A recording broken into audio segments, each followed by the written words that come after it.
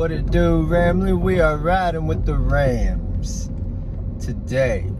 Now, I don't know if y'all heard, but the Rams hosted Jared Goff and the Detroit Lions on Sunday, which was a homecoming for our former quarterback Jared Goff and Matthew Stafford.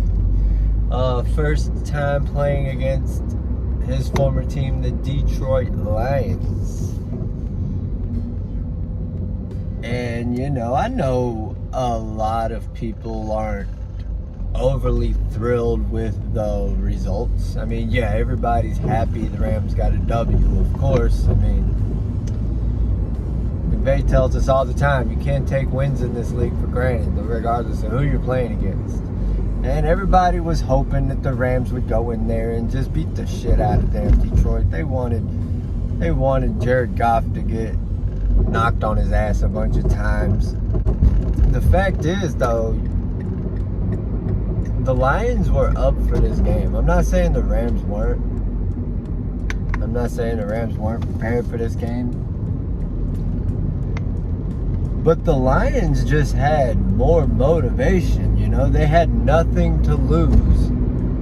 And they pulled out all the stops. Like, MCDC was throwing the kitchen sink at the Rams.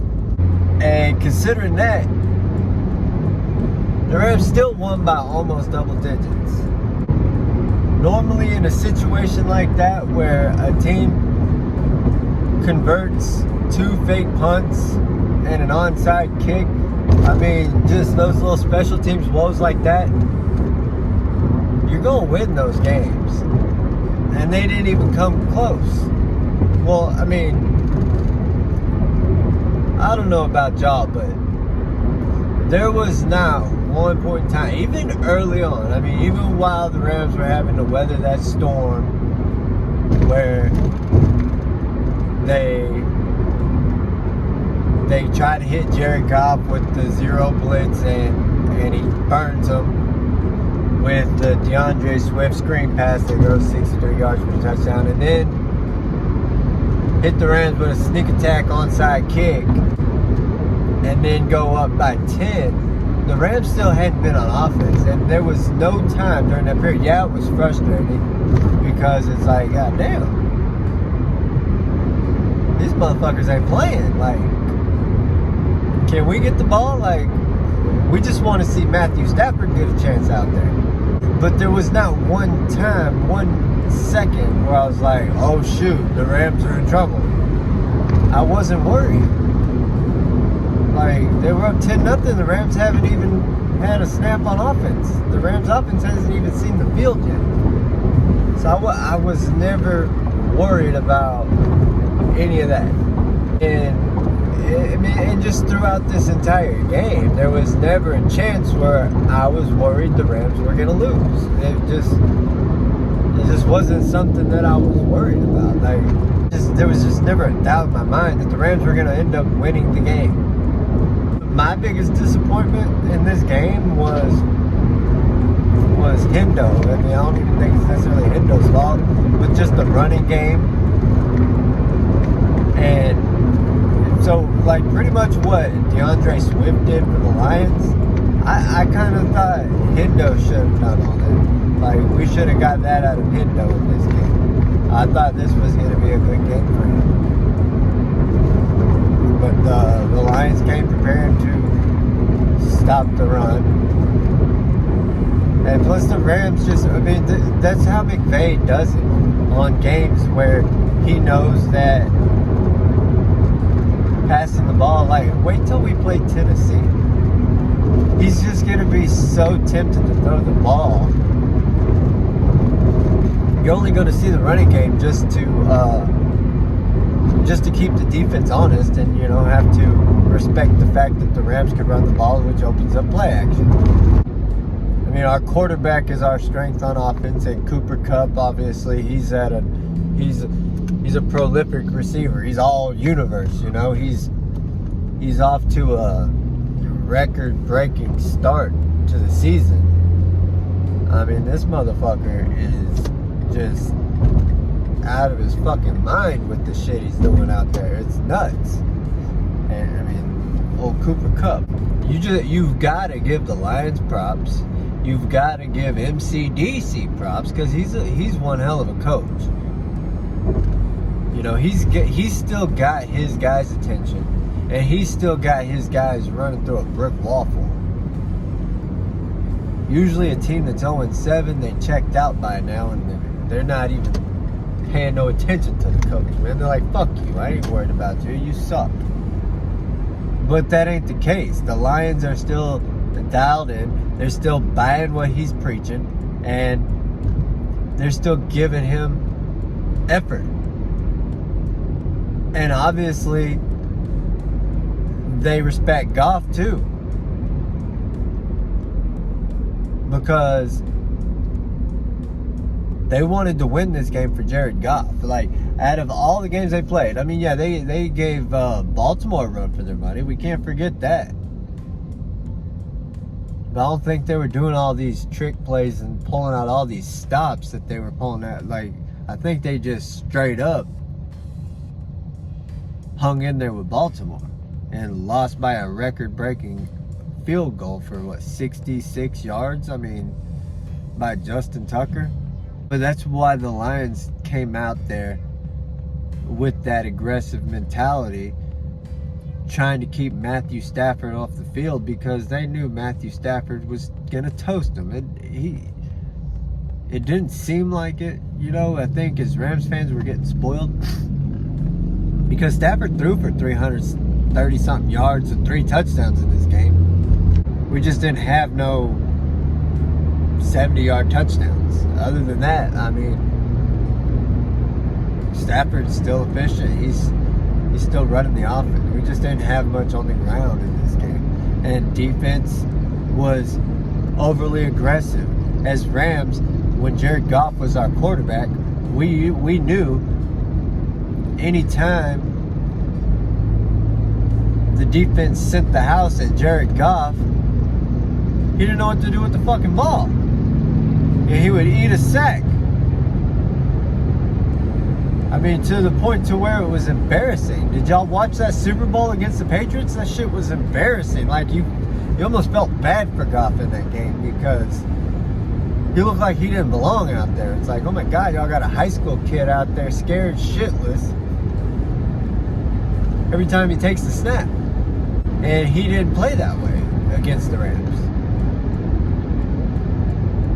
The Rams don't have this dominant linebackers. They had a good plan for Aaron Donald, even though Aaron Donald was the one who ultimately put the pressure on Jared Goff to force the interception to Jalen Ramsey to pretty much cut off any chances they had of coming back there at the end. But Jared Goff practiced against these guys a lot, so I mean, he's familiar with this defense and playing against these guys.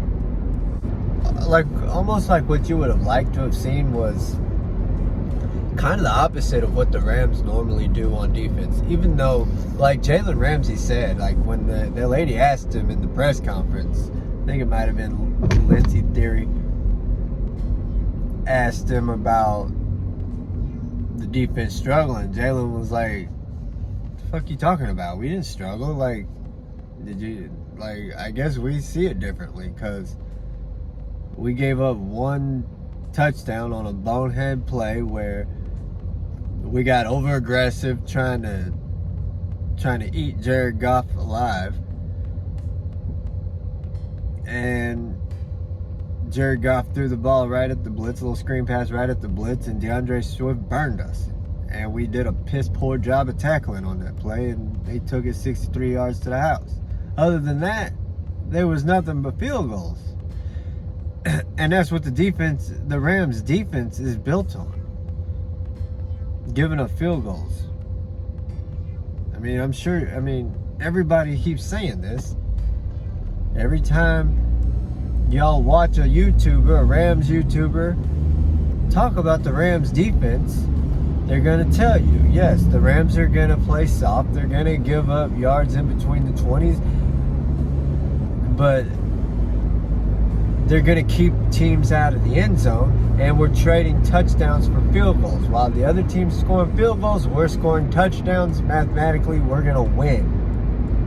That's the exact same way the Rams played the Lions. They might have put a couple more blitzes on Jared Goff, and Jared Goff didn't flinch. I mean, we've seen him have games like that, like the NFC Championship game. You don't think the Saints were coming at his ass? He couldn't hear in the Superdome. That shit was loud as fuck. And the Saints were trying to take his head off. And Jared Goff still brought the Rams back. Couple touchdown drives, and the final 2 field goal drives to send it to overtime and then to win it in overtime. Jared Goff did that. So when Jared Goff is up to it, he's capable. And Jared Goff didn't want to win a game more than this one. He wanted this game more than he wanted the Super Bowl. And they still weren't good enough to do it just because the Rams are that much better. Yeah, our special teams has got to be better than that. You can't allow that. And then twice on fake punts. You know that they're trying all this shit. You know that they're willing to throw it at you. They have nothing to lose, so you got to be prepared for it. And McVay said there was 10 guys out there on the run whenever they direct snapped it to the personal protector. He said that we only had 10 guys out on the field that play. I mean, special teams needs to get their head out of their ass. I mean, you take that shit away, I mean, you got a different ball game. You got the blowout you were looking for. The Rams win by more than 9 points. People got to stop bitching. The Rams are 6-1. And they're winning games. We can't come out here and complain every time it's not a blowout. This is the NFL. 9 points is a pretty good sized win in the NFL. I mean, you got to consider the circumstance in this game and understand what it took from the Lions to come within 9 points against the Rams. It took their best effort, throwing everything they had out there to come up short and walk away with a moral victory. I mean, honestly though, I'm more concerned about Kenny Young getting traded the very next day, yesterday, to the Denver Broncos for nothing. If we're getting a 6th-round pick out of the deal, why didn't we just get a straight-up 6th-round pick for Kenny Young? Why did we have to give him a 7th-round pick, too? Kenny Young doesn't cost anything. He's a young guy. He's the best linebacker, inside linebacker we have right now. Now, I mean, yeah, a lot of Rams fans are pissed off about this. I mean, we're confused. I mean, including me, because I like Kenny Young.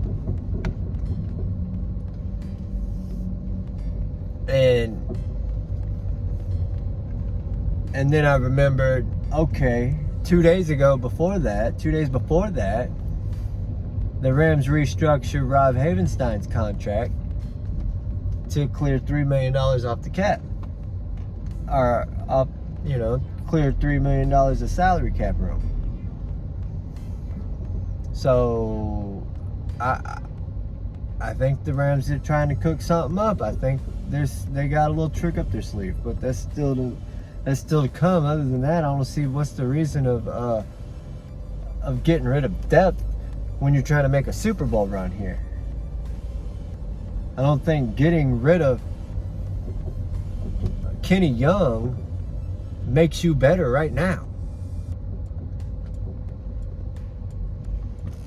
Because 2024 6th-round draft pick isn't going to play till 2025 at the soonest if he pans out, because you know how since the McVay era has been here, the Rams like to give rookies a redshirt year. So whoever that guy happens to be might see some playing time in 2025, which does not help us right now.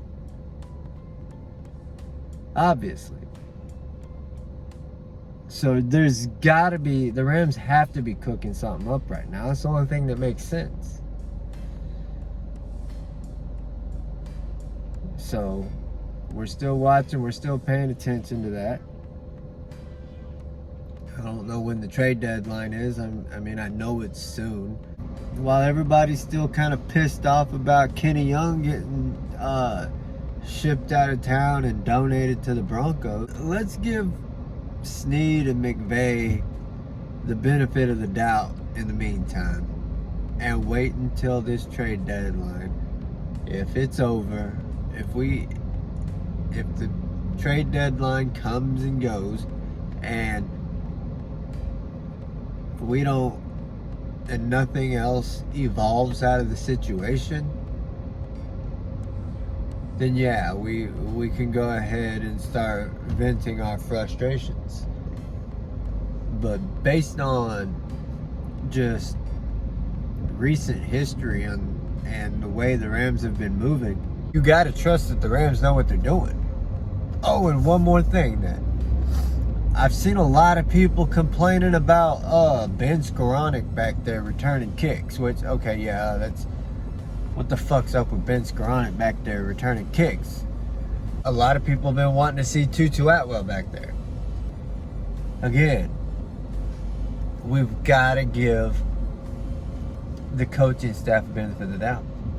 I mean, we saw Tutu Atwell get tackled by the turf monster and fumble the ball, fortunately went out of bounds. I think that was the last time we really seen anything significant out of Tutu. Now, that alone may not be the only reason why we're not seeing more Tutu Atwell. It could be what they're seeing in practice. We're not at practice every day. He could fucking stink. He might be out there dropping passes. He might be out there fumbling kick returns in practice. We don't know. We're not there. But the Rams coaching staff is. There's got to be a legit reason that we're not going to know unless the Rams want us to know. They're telling us a lot by putting Ben Skoranek back there to return kicks. Because obviously he's not built for that. I don't think he's ever done that in high school, college, or any of the above. But yet the Rams have him back there doing it for whatever reason. So we just gotta learn to trust our squad, trust in our coaches, and trust in Les Snead and them boys, because they've proven to us that they deserve that. They've earned it. I mean, hell, look what they did with how mad everybody was that the Rams didn't draft a center. Brian Allen's been playing great this whole time. Yeah, granted he had a shitty-ass game against the Lions. I mean, that was his worst game. He was the only guy to give up a sack on the offensive line, I think. But prior to that, he's been playing great. Nobody expected that, but everybody was quick to try to coach from the couch instead of believing in what the Rams coaching staff is seeing in the practice and in the training camp. Whatever their reasons are, I'm sure they're valid, they're legit. Whatever reason they have for moving on from Kenny Young, I'm sure those reasons are valid and legit. I mean, if anything, why did we have to give him and a 7th round pick away to get a 6th round pick is what I'm more curious about than anything, because to me it's telling. I mean, it's very coincidental that just a few days ago the Rams clear up $3 million in cap space by restructuring Rob Havenstein's contract. So I think those things are related. I think they coincide with what's to come. And we've just got to give them the opportunity to pull off whatever the hell trick they got up their sleeve. Because everybody knows the Rams are in win now mode.